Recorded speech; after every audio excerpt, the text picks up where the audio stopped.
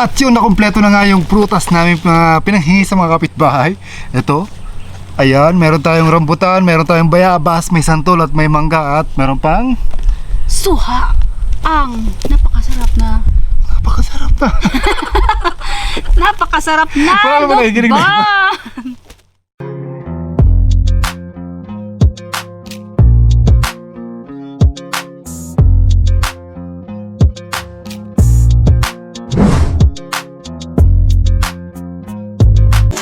At syempre meron tayong suha. Ayan, suha na napakalaki. Wow! At meron tayong maraming rambutan at mangga at santol. Lahat yan uubusin natin. The good thing is, hiningi lang namin sa mga kapitbahay. Sarap talaga ng libre. Kaya kung napanood nyo yung part 1, yung aming panghihingi ng mga prutas at panguha ng mga prutas, panoorin nyo yung part 1, nandun lang sa link, andyan sa description. By the way, tara, mukbang tayo, ubusin natin to. Rambutan, mangga. Itong mangga nila parang Thailand style to, yung walang asim, kaya mabilis nating maubos to. Diba? Yes. Nasabi ka na ba? Oo, tara Galaway ka na. Bilisan mo na. Talagang gusto ko nang kumain at lumakas. By the way, nandito kami sa bukid kaya sobrang tahimik. Kung makikita nyo yung background namin, ito pakita ko sa inyo.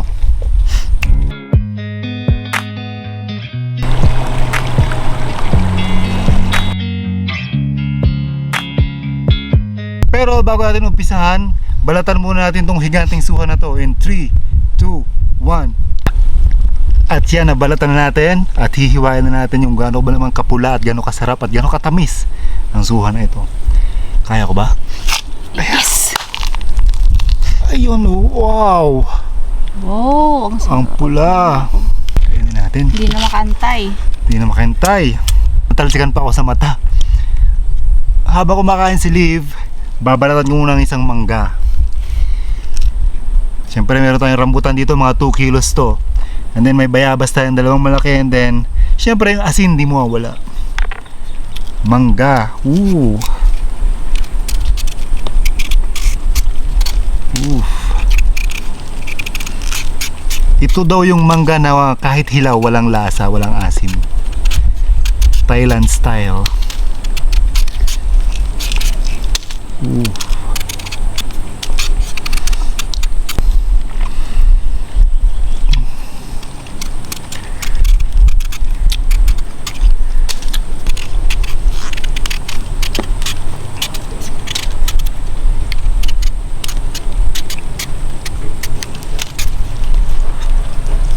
Mangga muna ang aking titirahin kung hindi ba talaga maasim to habang kumakain si Liv ng suha.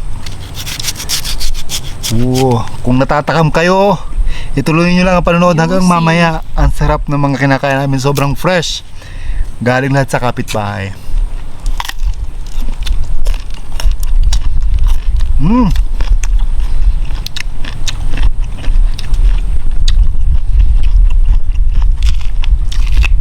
Kung napapansin nyo, hilaw,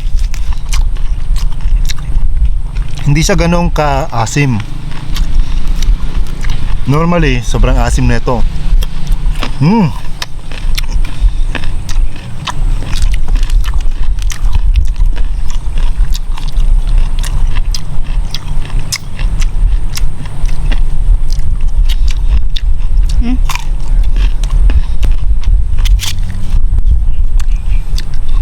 Pero guys, susubukan namin ubusin to lahat.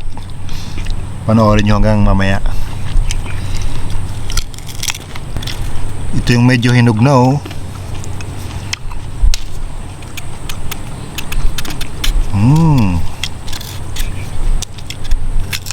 Guys, oh, yan oh.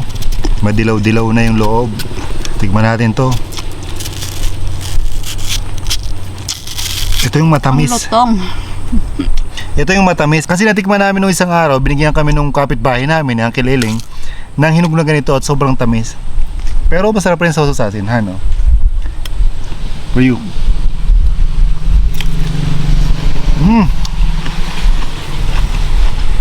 Masarap.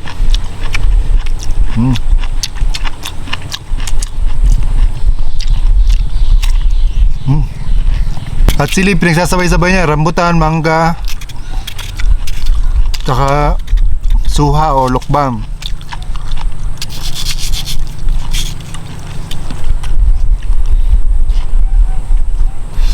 Ayan. Kung papansin nyo itong rambutan na ito, napakarami, more than 2 kilos. Ito yung mga kinuha namin sa kay Uncle Liling sa kapitbahay namin, binigyan kami. Yung video na pangunguha namin sa part 1, ang baba lang, halos nakaluhod na kami sa pangunguha ng bunga. Sobrang baba. Ito. Pero, ubusin muna natin itong suha. Yan o. Wow.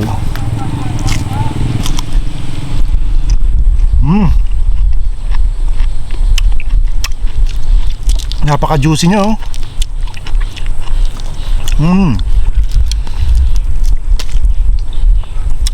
Kung makikita nyo rin doon sa video nung nanguha kami nito, sinungkit namin, ang lalaki ng bunga, ang dami.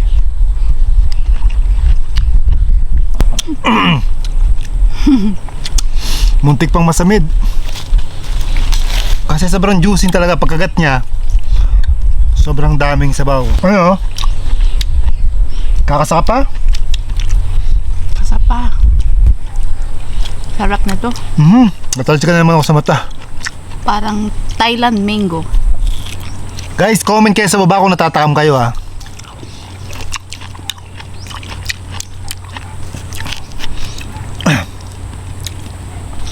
Comment kayo sa baba kung anong gusto nyo dito. Yung bayabas, yung santol, yung rambutan, yung mangga, or itong pumelo or suha or what do you call it, lukban. By the way, meron din dito mga santol. Ayan. By the way, yung mga santol na to, mga overripe na to, kaya masyado nang matamis to. At dahil nasabi ko santol, tikman natin yung isa. So, hindi kami sanay ng mga mukbang videos, try lang namin ng kakaibang mukbang, fruits mukbang. And healthy na, busog pa, di ba? Kaysa magmukbang tayo ng mga putok-batok na baboy at saka mga lechon, magmukbang na lang tayo ng prutas. Healthy pa. Fresh from the puno. Hap. Ito yung santol, oh. Yan, oh. Yan, santol. Yan, santol.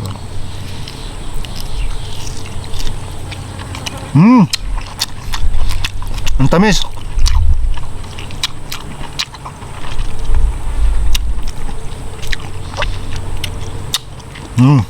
Palbasa, hinog na kaya tamis.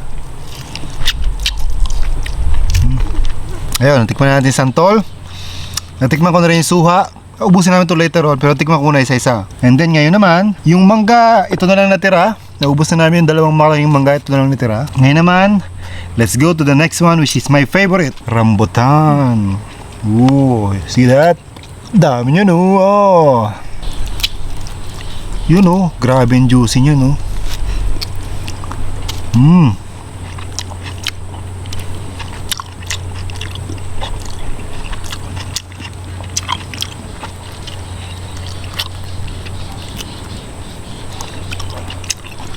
I-focus natin guys. Yan o. Tuklapin yan guys. So, tuklapin. Ang tamis niyan. Yan.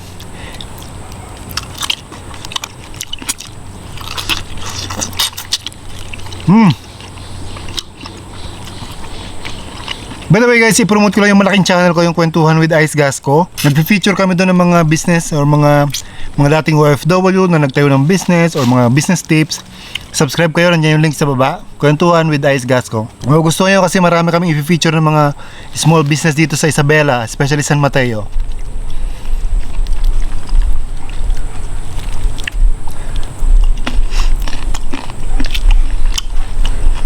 Busog na.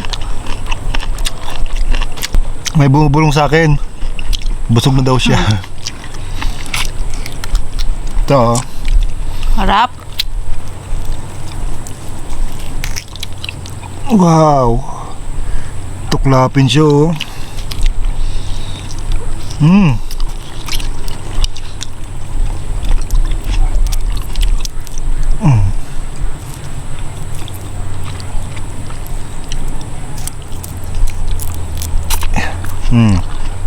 Yan yung buto niya, ito yung laman. Kaya kung taga Isabela ka, especially taga San Mateo o taga Norte ka, mga Ilocano, mag-subscribe kayo kasi nag-move na kami dito sa Isabela. Mayroong adventure becoming Ilocano. Ito masarap oh. Ang liit ng buto niya oh, puros laman. Ayan oh, ito lang yung buto niya. Grabe, nakasampu na ako.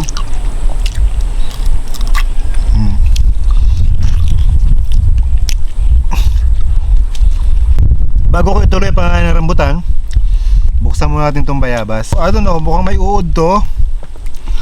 Pero try din natin buksan. Kasi ito yung galing doon sa ano, yung puno na matanda na.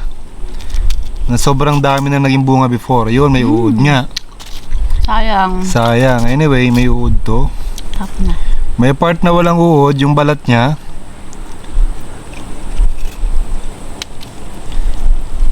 Sausaw na sa asin. Bayabas.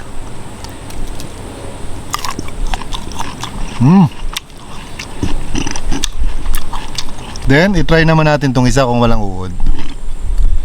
Meron niya. May Pero butas. definitely meron to. Kasi may butas.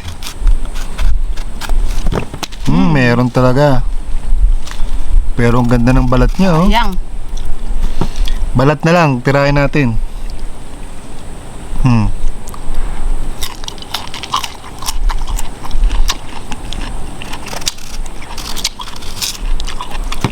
Deep, deep, deep sa asin.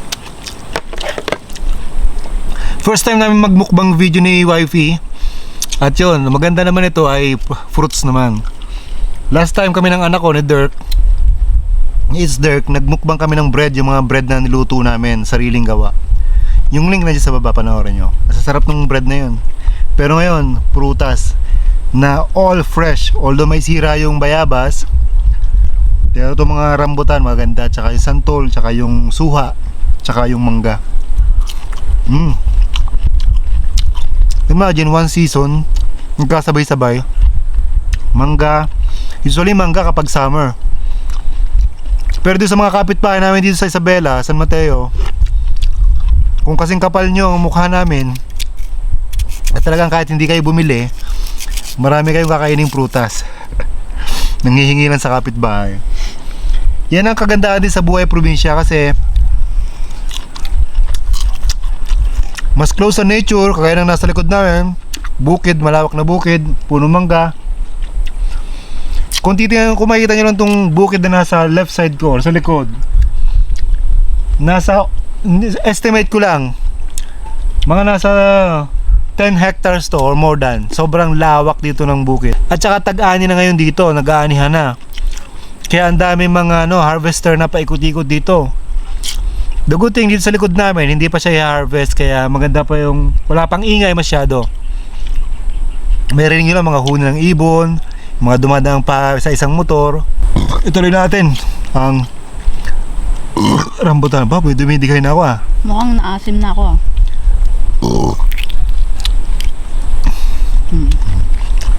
Kung gusto nyo ng mas marami pang content na pang probinsya, especially dito sa norte, mag-subscribe kayo guys. Mga kakabsat, subscribe kayo.